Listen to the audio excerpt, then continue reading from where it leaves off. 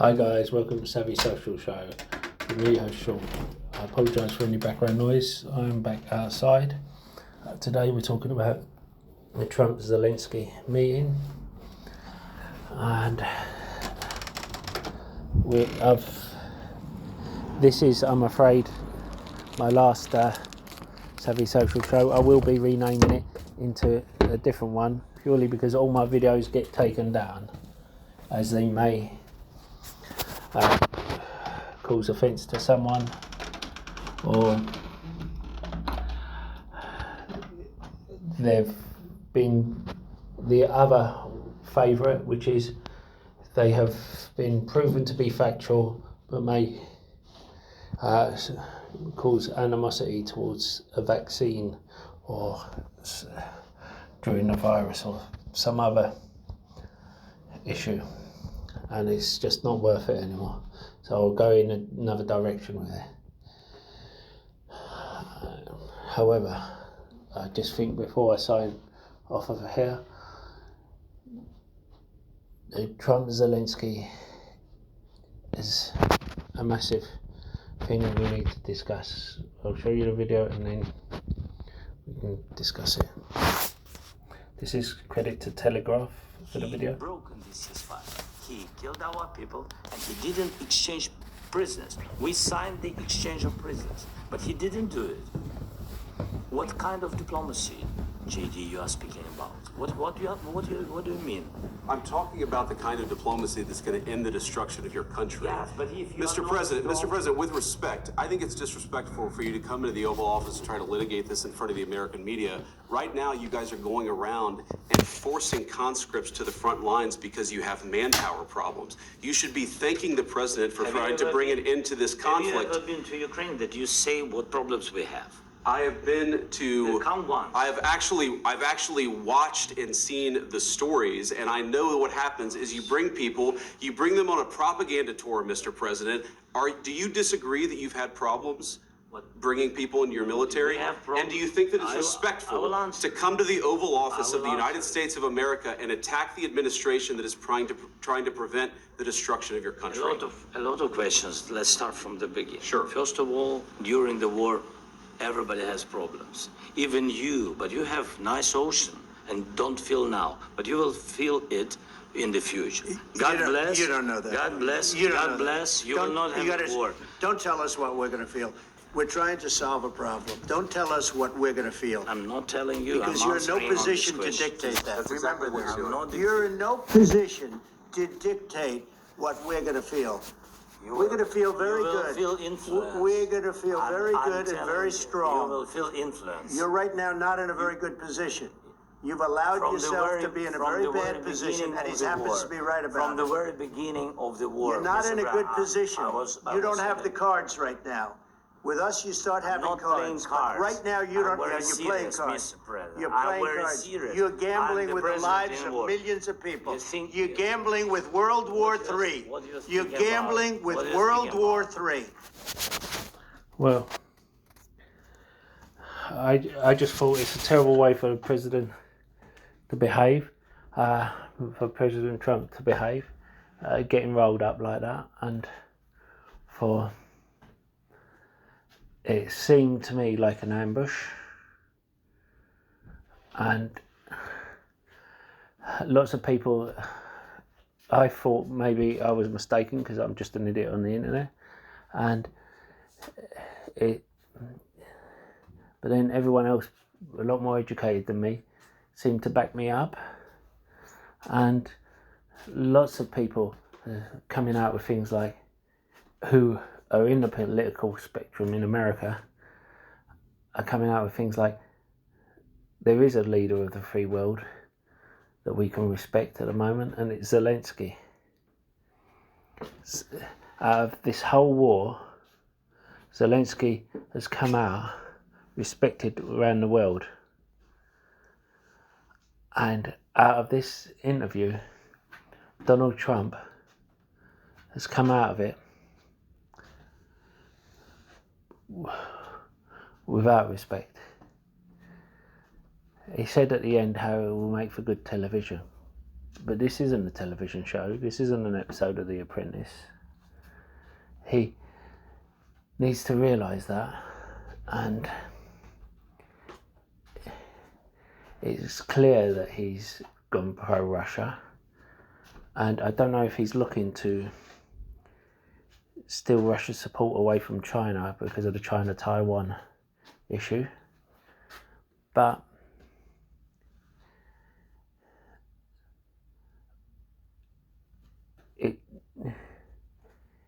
he will feel it, and the American people will feel it. Not now, but in the future, down the line, as Zelensky said. Because if he pulls out of NATO and he alienates his allies now, and then China invades Taiwan, Russia will go running back to China to support them. And Russia and China against, as I run my model, China against America, America will win. China and Russia against America becomes complicated, especially when America does not have the allies. Sorry about that. It is not a clever thing to do, to not just throw Ukraine under the bus after you've invested so much money into it, but also alienate all your allies at the same time.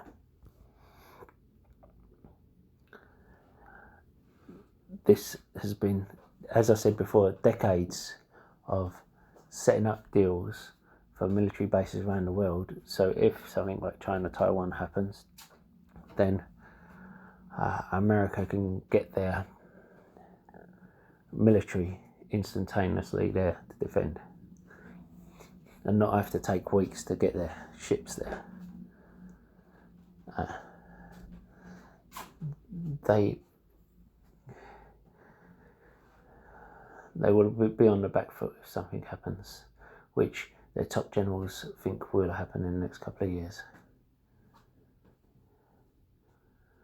But President Trump is just thinking about now. And getting re-elected. His party, someone in his party, or coming out well out of his term, and how much he can make.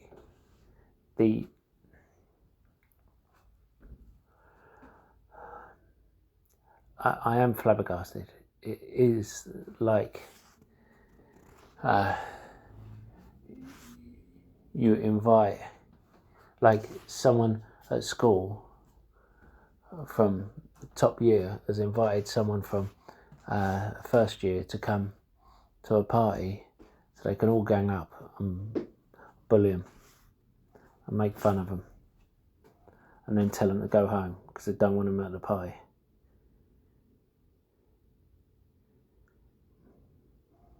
Because I can't recall any other president behaving that way.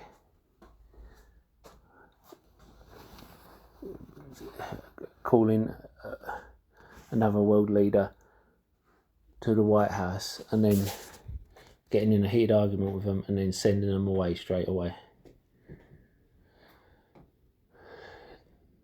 Russia, this is the best thing that Russia could have hoped for.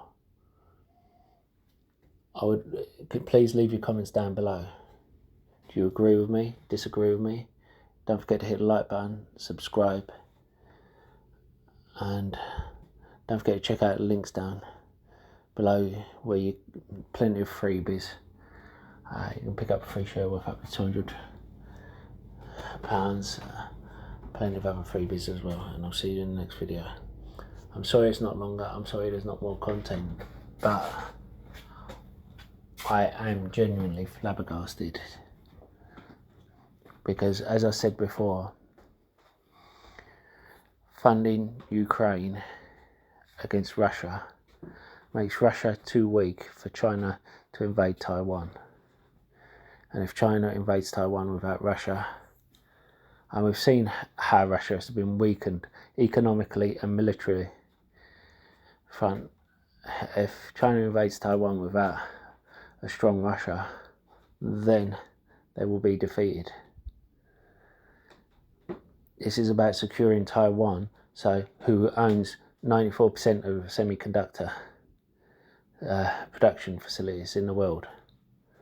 And this was Biden's plan. I wasn't his biggest supporter, but what we have now is much worse.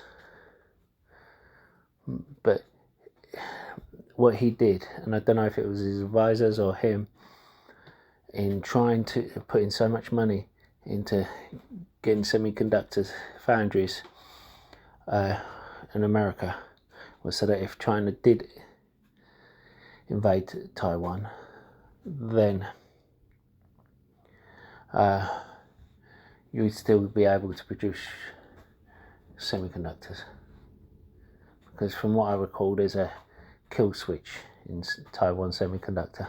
So if they take over Taiwan, the foundry will go down. Now, whether that's true or not is another thing.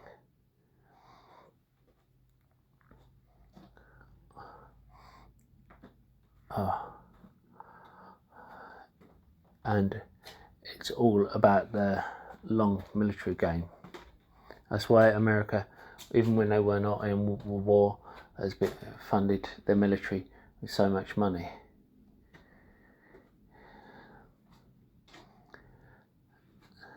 And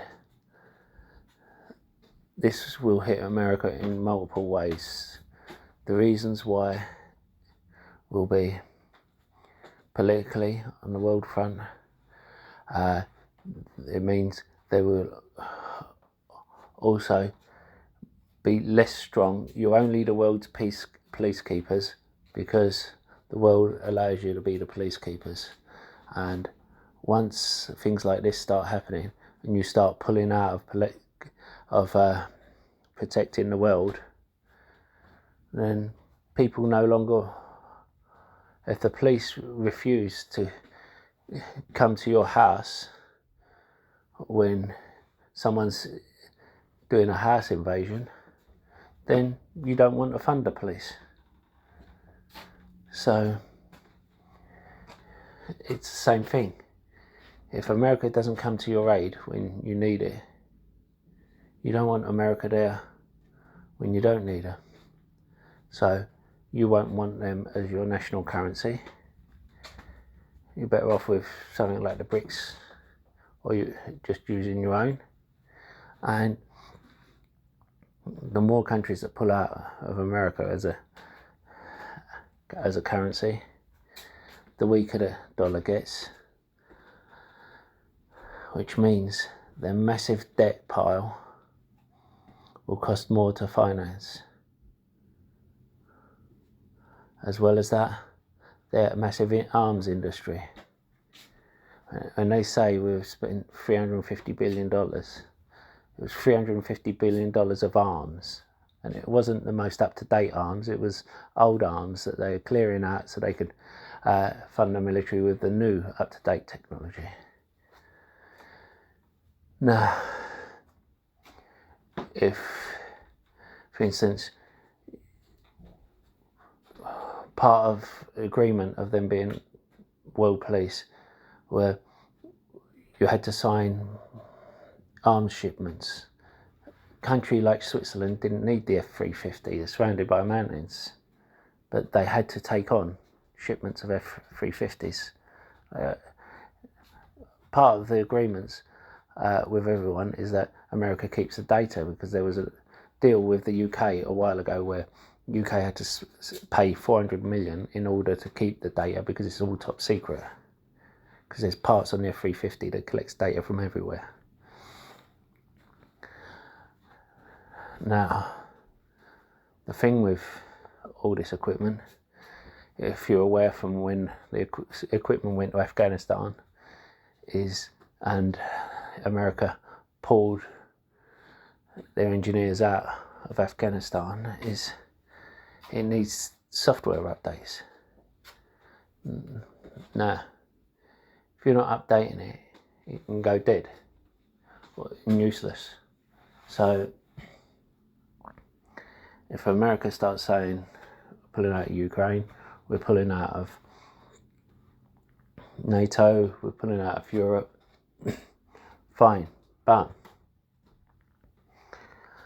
we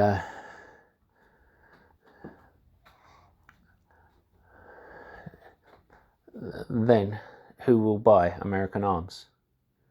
Purely because if they're not going to keep updating the software or maintaining them, then there's no point.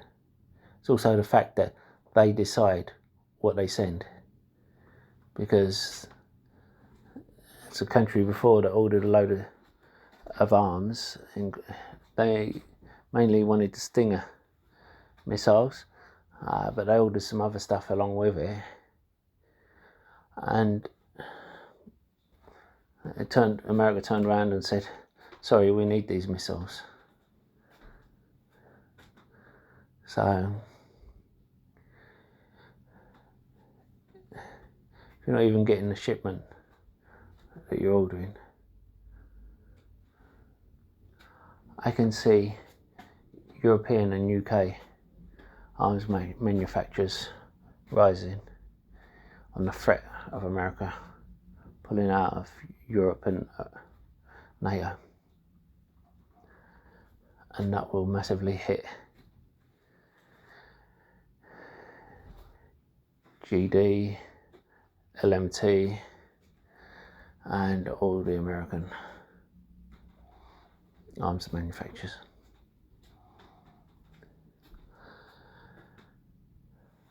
Anyway, let me know what you think in the comments box, and I'll see you in the next video.